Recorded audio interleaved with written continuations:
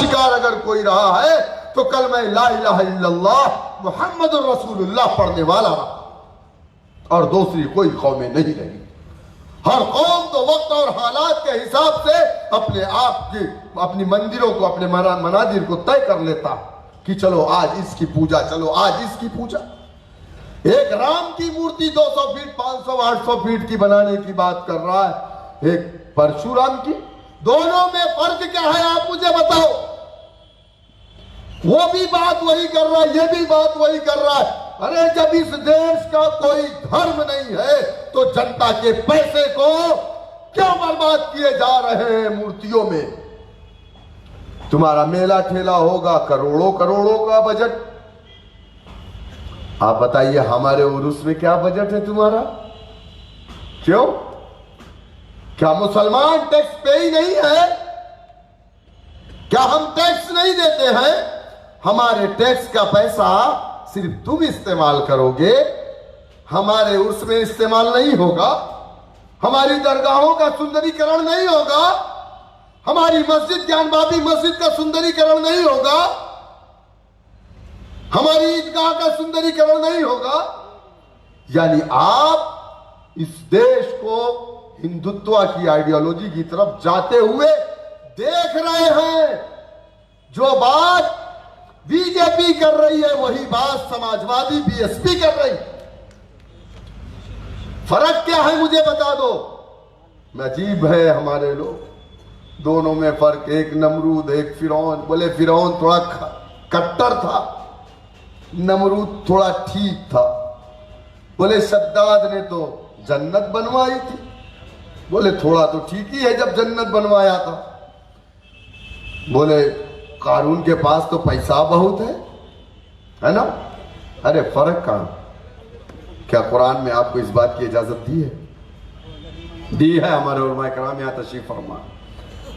तुम्हारा अमीर तुम में से हो, तुम्हारा अपना परचम हो, तुम्हारी अपनी जमात हो। क्या मेरे आका ने मिसाके मदीना आपने पढ़ी होगी ना? मिसाके मदीना आपने पढ़ी होगी ना? जो मैं आज हम गठबंधन, हमसे कुछ लोगों ने पूछा कि आप समाजवादी के खिलाफ बोलते हैं, समाजवादी से गठबंधन भी करना चाहते। हमने कहा यकीनन हम फासिस्ट ताकतों को रोकने के लिए हम कड़वा घूंट पी लेंगे। सांप दो तरीके के होते हैं, एक सांप काटता है आदमी मर जाता है, एक सांप पानी में तैरता है वो काटता है तो नहीं मरते, सिर्फ जख्मी होते हैं। सही ना? तो ये दो तरीके के सांप हैं। तो ज्यादा जहरीले सांप से कटवाने से अच्छा है कि कम जहरीले सांप से हम कटवाएं, और हम तो उस तरीके पर अमल करते हैं। मेरे आका ने मदीने में जाकर के जब मुसाहबा इकराम के साथ गए, बहुत मुट्ठी भर मुसलमान थे। मेरे आका ने यहूदी कबीलों से बात की और कहा कि तुम हम पर हमला नहीं करोगे, हम तुम पर हमला नहीं करेंगे। बाहरी ताकतें अगर हम पर हमलावर होती है तो हम दोनों मिलकर के उन पर हमला करेंगे। यही तो मिसाक़े मदीना। दुनिया का सबसे पहला गठबंधन अगर कुछ हुआ तो वो मेरे आका ने करके आज से 1500 साल पहले बता दिया। लेकिन मेरे आका ने, सुनिए अब आपके लिए, लेकिन मेरे आका ने किसी गैर के झंडे को अपने कंधों पर नहीं रखा था। मेरे आका ने किसी गैर मजहब को नहीं अपनाया था। नऊज़ुबिल्लाह, कभी मेरे आका ने दूसरों का जय जयकार नहीं लगाया था। अपने डंडे, अपने झंडों को अपने कंधों पर रखा। जंग के मैदान में सहाबा इकराम के एक हाथ कट जाते, दूसरे हाथ में परचम ले लेते, दूसरा कट जाता मुंह में ले लेते। शहीद होने से पहले बगल वाले सहाबा इकराम को अपने परचम को दे देते, लेकिन कभी अपने परचम को झुकने नहीं दिया। यही ना उलमा इकराम के बीच में बोलने की हिम्मत कर रहा हूं। मैं गलत हूं तो नीचे उतरो, गिरबान पकड़ो। क्या ये गलत है? लेकिन आज अगर हम जलील रुस्वा हैं तो उसकी सबसे बड़ी वजह यह है कि हमने अपने आका के रास्ते को छोड़ दिया। ये हमारे रुस्वा होने की वजह। मैं आपसे यही कह रहा हूं कि यादव बावकार बना, इज्जत बनी, इस प्रदेश में, इस देश में एक समाज है जिस समाज से ताल्लुक हमारे पवन राव अंबेडकर साहब रखते हैं। पवन राव अंबेडकर का समाज हमसे ज्यादा मजलूम था। अत्याचार, जुल्म, ज्यादती, बहन बेटियों की इज्जतें, गले में मटकी, जमीन पर ना थूक के, मटकी में थूके जमीन नापाक हो जाएगी। कमर में झाड़ू, पैरों के निशान ना रहे, नापाक निशान है। ये दलित है। कुएं से पानी नहीं, नल से पानी नहीं, स्कूल में बैठने के लिए बेंच नहीं, चमार चमार बोल करके इनको मारे जाते थे, थप्पड़ मारे जाते थे। इनका बेटा तालीम में आगे नहीं, इनके इलाकों में स्कूल नहीं, इनकी बस्तियों में सड़कें नहीं। क्या गलत कह रहा हूं? ये हमने अपनी आंखों से देखा। जबकि 131 एमपी दलित, वो सीट रिजर्व है, रिजर्व सीट है 131, वहां हमेशा जीत करके जाने वाला दलित का बेटा। 131 एमपी अगर मुसलमान का हो जाए, फिर क्या जरूरत है किसी को हमको अपनी पार्टी बनाने की? गलत कह रहा हूं? लेकिन ना, वो कांग्रेसी दलित था। जो है वो भाजपाई या कांग्रेसी दलित है, जो हिंदुस्तान की पार्लियामेंट में है। बाबा साहेब भीमराव अंबेडकर ने कहा था उनके बारे में कि ये वही दलित है जिसे नींद आएगी, जवाई लेगा तो अपना मुंह खोलेगा, कभी समाज के ऊपर हो रहे जुल्म और अत्याचार पर अपना मुंह नहीं खोलेगा। आजाद हिंदुस्तान में 131 एमपी जिस कौम का, जिस समाज का, उसके कमर में झाड़ू बांधे गए, उसके गले में मटकी लटकाई गई, उनकी बहन बेटियों की इज्जतें लूटी गई। शिकायत लेकर के प्रधान मुखिया के पास गया तो जूते से मारा गया। कहा तेरी हिम्मत कैसे हुई हमारे पास शिकायत लेकर के आने की? दलितों की का मुकद्दर बन गया था उनकी जिंदगी का कि सुबह उठ करके अपने घरों की नहीं, पहले दूसरों के घरों की गंदगी को साफ करते थे। क्या हुआ? मान्यवर काशीराम पंजाब की सरजमीन से निकले, दलित बस्तियों में घूमे, और कितना, कौन सा दलित? सिर्फ जाटा बस्ती 11% उत्तर प्रदेश में है। कितना? 11%। दलित तो 20% है, बाकी का दलित तो बीजेपी के साथ। 16 जातियां उत्तर प्रदेश में है दलितों की, 15 जातियां बीजेपी को वोट करती है क्योंकि उनके पास अपनी लीडरशिप नहीं। एक जाटव समाज है जो बीएसपी के साथ है, वो 11% है। उसी के बीच काशीराम जी गए और कहा कि ऐ दलितों, अगर तुम चाहते हो कि तुम्हारे साथ नाइंसाफी ना हो, जुल्म और ज्यादती ना हो, तुम्हारी बहन बेटियों के कपड़े ना उतरे, तो उसके लिए तुम्हें अपना परचम बनाना पड़ेगा, अपना नेता बनाना पड़ेगा, अपना सियासी प्लेटफॉर्म बनाना पड़ेगा, और इस प्रदेश की सत्ता की चाबी को अपने हाथ में लेना पड़ेगा। तब जाकर के तुम अपने लिए इंसाफ के दरवाजे को खोल सकते हो। लोग हंस रहे थे, बोले अब चमार सत्ता में आएगा, अब चमार हुकूमत। ये काशीराम पागल हो गया। तब यही इल्जाम जो आज हम पर लग रहा है कि हम बीजेपी की बी टीम है, यही इल्जाम पुराना दलित कांग्रेसी काशीराम पर लगाया था कि काशी आया है कांग्रेस को नुकसान पहुंचा देगा। यही इल्जाम लगा था।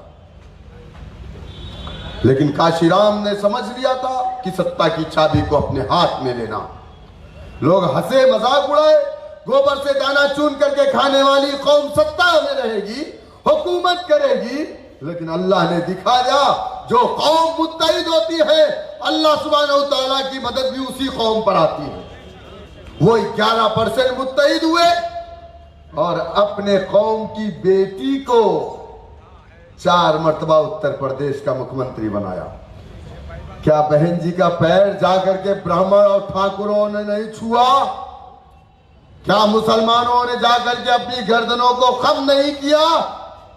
क्या 5-5 करोड़ रुपए दे करके लोग टिकट नहीं लेकर के आए ना? किस चीज की ताकत की? मैंने कहा ना कि जमहूरियत की सबसे बड़ी ताकत सियासत है। और ये लोग दूसरों के दरवाजों पर जाकर के इंसाफ नहीं मांगे। जब मांगे नहीं मिला, सत्ता में आए और तमाम इंसाफ के दरवाजे को खुद से खोल लिया और डीएम बने, एसएसपी बने, डीआईजी बने, आईजी बने, डीजीपी बने, कलेक्टर बने, एसडीएम बने, तहसीलदार बने, लेखपाल बने, कानून को बने कि नहीं बने? आज हिम्मत है कोई इनकी बस्तियों की तरफ गलत निगाह से उठा करके देख ले? नहीं देख सकता। लेकिन आपकी बस्तियां, भले मुसलमान था, भले अमीमा मारा जाएगा, राम राम चिल्लाएगा। ये सब सारी चीजें हमारे साथ सिर्फ इसलिए हैं क्योंकि हमारा अपना कोई सियासी प्लेटफॉर्म नहीं। हम 100 सीट उत्तर प्रदेश में लड़ेंगे, तैयारी कर रहे हैं हम उस पर। लोगों ने कहा आप सरकार बनाएंगे, हमने कहा नहीं, यकीनन हम सरकार नहीं बना सकते, लेकिन सरकार किसी की भी बनेगी तो उस सरकार को घुटने के बल लाने की ताकत मजलिस इत्तेहादुल मुस्लिमीन के एमएलए के अंदर होगी इंशाअल्लाह ताला। तब 3 तलाक पर उत्तर प्रदेश की विधानसभा में जिस तरीके से सपा बसपा कांग्रेस का मुसलमान चपरासी खामोश रहता है, हम खामोश नहीं रहेंगे। उत्तर प्रदेश की विधानसभा की दीवारों को हिलाने की ताकत हम रखते हैं। हम 10 सिर्फ जीत जाए ना, अभी तो तुम हमारी एक शेरवानी से परेशान हो, है ना? लोकसभा में 543 में अकेले हमारे शेर से परेशान है। और जिस दिन 403 में 10 से 15 भेज दो बस, यहां से मुझे 2-3 जिता करके दे दो। खुदा की कसम, हमारे इलाके अगर हर इलाकों से सबसे खूबसूरत नहीं बनेंगे तो आप ये मत कहना कि मजलिस वालों ने। आप जाके हैदराबाद घूम करके आइए, 3 बजे तक हमारी बेटियां, हमारी बहनें स्कूटी से सड़कों पे चलती हैं। किसी माँ के लाल के अंदर हिम्मत नहीं है कि तंज कर दे, कमेंट कर दे या हाथ लगा दे। यहां पर मगरिब बात नहीं है। अगर कहीं खुदा न खास्ता बेटा दाढ़ी वाला, टोपी वाला है और मोबाइल 3 बार नहीं लगा तो थाने में चले जाओगे एफआईआर करने के लिए। ये खौफ है उत्तर प्रदेश के मुसलमानों आपके अंदर। आप सोच रहे हो कि बीजेपी हार जाएगी, समाजवादी की सरकार बनेगी। कहां से बन रही है बताओ? मैं तो गांव का रहने वाला हूं, इत्तेफाक से मैं आजमगढ़ का रहने वाला हूं, जहां पर जामिया अशरफिया है, मैं वहां का रहने वाला हूं। इत्तेफाक से मैंने सुना है कि शाहीन साहब का भी ताल्लुक आजमगढ़ से है। मैंने सुना कि ये भी आजमगढ़ से ताल्लुक रखते हैं। बहरकैफ इंशाल्लाह।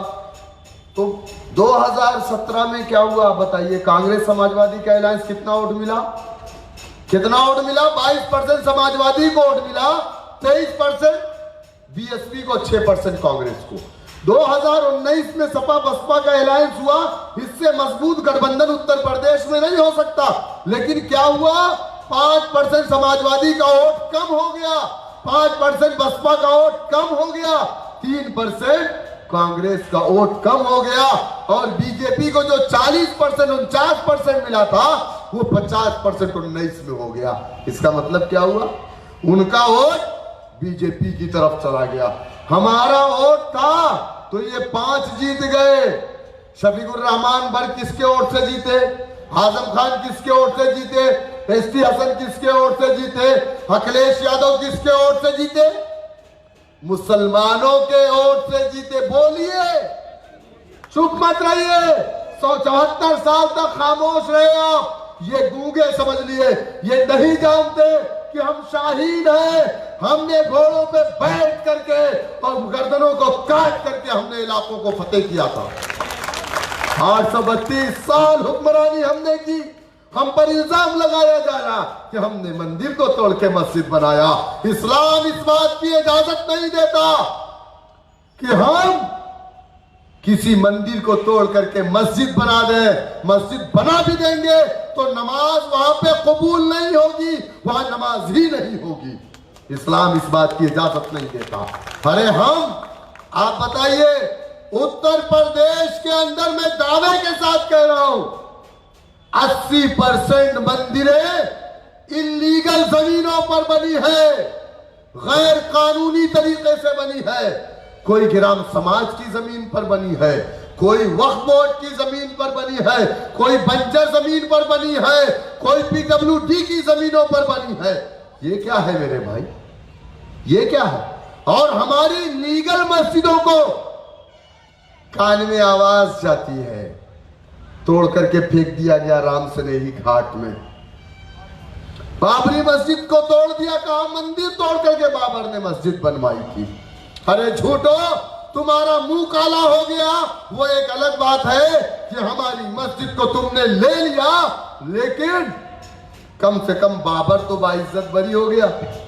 सुप्रीम कोर्ट ने कहा ना कि कोई मंदिर नहीं तोड़ी गई, मस्जिद थी वहां पर 400 साल नमाज पढ़ी गई, कम से कम बाबर बाइज्जत बरी हो गया। ये इल्जाम है 800 साल हमने हुकूमत किया, हमारी हुकूमत में तुमने अपने मनाजिर को बनाया, हमारी हुकूमत में हमारे बादशाहों ने तुम्हें इजाजत दिया, हमारी हुकूमत में तुमको मंदिर बनाने के लिए पैसे दिए गए, हमारी हुकूमत में तुमको मंदिर के लिए जमीनें दी गई।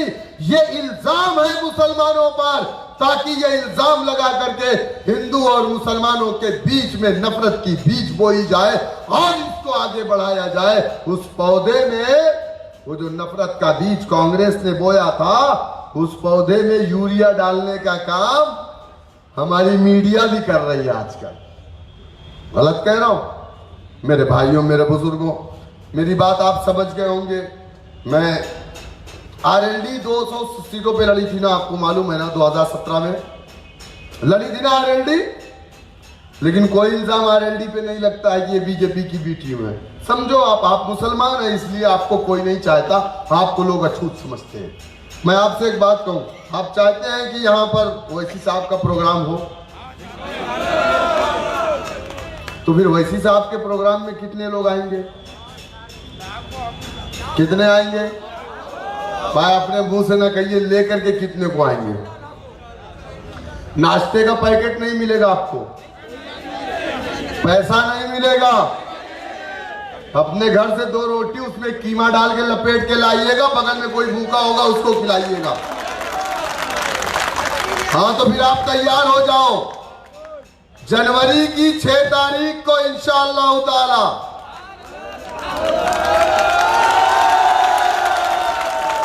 जनवरी की 6 तारीख को जुमेरात के दिन इंशाअल्लाह ताला कौन आएगा? बैरिस्टर असदुद्दीन ओवैसी साहब, बैरिस्टर असदुद्दीन ओवैसी साहब सरजमीने बरेली, सरजमीने आला हजरत पे तशरीफ लाएंगे और आप लोग इस्तकबाल के लिए तैयार रहिएगा इंशाअल्लाह।